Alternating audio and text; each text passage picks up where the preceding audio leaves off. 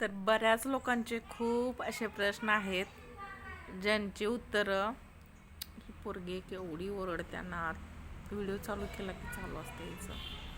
इतका वेळ झालं आवाज नव्हता म्हणून केलं, व्हिडिओ सुरू केला, हिचं ओरडणं चालूच झालं. तर खूप दिवस झालं मला स्वतःविषयी बोलायचं असते, पण काय होते माहिती आहे काय, कोणत्या तर ह्यानं असं म्हणजे स्वतःविषयी बोलायचंच राहून जाते. तर खूप वेळा किती ओरडत्या रे देवा, खरंच अवघड झालं.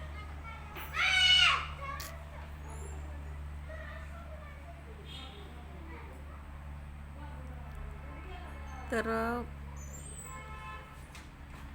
सगळ्यांना माहिती आहे की मी माझ्या भावांकडे राहते आणि भाऊ पण माझे चांगले आहेत.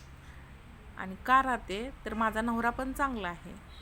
मग तुम्ही म्हणाला त्या नवरा चांगला आहे तर मग त्याला घेऊन बाहेर राहायचं ना. खूप वर्ष आम्ही एकत्र बाहेर राहिलेलो, ते पण भाड्यानं राहत होतो. तिथं माझे बरेचसे प्रॉब्लेम असायचे, माझ्या तब्येतीचे प्रॉब्लेम असायचे आणि त्यांचे पण म्हणजे त्या खूप आम्ही स्ट्रगल केले आयुष्यात. त्यांनी पण माझ्यासाठी खूप काही केले. त्यामुळं नवरा चांगला नाही असं पण म्हणता येत नाही मला, कारण मी नेहमी मग ते नशिबावर माझं नशीबच असेल असं सोडून देते. कारण कसं आहे की नवरा पण माझा चांगला आहे, पण घरच्यांनी आम्हाला घरी घेतलं नाही आणि त्यामुळं आम्ही बाहेर राहिलो, खूप स्ट्रगल केलं आयुष्यात. फक्त कष्ट आणि कष्टच करत राहिलो दोघं पण, आणि त्यात कुणाची साथ नव्हती. मग माझा मुलगा पण कसं त्याच्या आजीकडं होता. मग तो नंतर मोठा होईल तसं त्याला आजीने आपल्यासारखंच म्हणजे शिकवलं. आणि माझी सासू खूप चांगली होती, त्यामुळं मी कधी असं लक्षच दिलं नाही की जाऊ दे त्याला चांगलं बघतात, माझी अवस्था अशी आहे. आणि मी स्वतःला माझी खूप ऑपरेशन झाल्यात, मला चालायला येत नाही. त्यामुळं आधी तरी पण मी तशाच अवस्थेत जॉब करत होते. नंतर कोरोनाच्या पिरियडमध्ये म्हणजे खूप जास्त मला म्हणजे पायाचं ऑपरेशन झाल्यानंतर चालता येत नव्हतं. त्यावेळी मला 1.5-2 वर्ष एका जागी बसून काढावी लागली.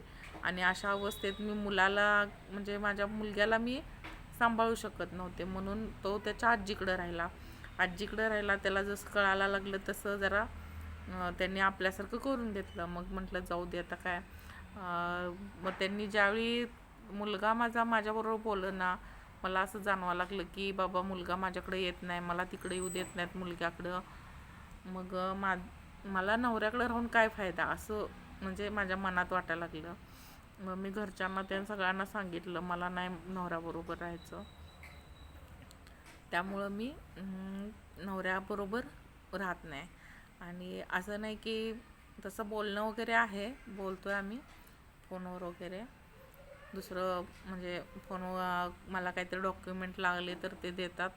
आणि त्यांनी डिवोर्स पण दिलेला नाही मला. माझे घरचे सगळे म्हणत होते डिवोर्स घेऊया, कारण काहीच म्हणजे हे नव्हतं ना त्यांचे घरचे अजिबात अजून पण तयार नाहीत. ते नवरा माझ्याबरोबर राहायला तयार आहे, पण घरच्यांना नको आहे मी. मग तुम्हाला सगळ्यांना वाटेल की घरच्यामुळे एवढं काय होतं, घरच्यांमुळे सगळं होत असते या. कारण मला असं वाटते की घरच्यांचे मनापासून जर आपल्या नात्याला जर परमिशन नसेल तर कुठं तर त्याचं हे लागते बघा, काय म्हणतात की ते घरच्यांचा दुवा ते म्हणजे हे महत्त्वाचे असतात. घरच्यांनी दिलेले आशीर्वाद महत्त्वाचे असतात. आणि ते मला कधी कळायला लागलं की बाबा खरोखर किती जरी कष्ट केलं तर आम्ही तिथंच आहे.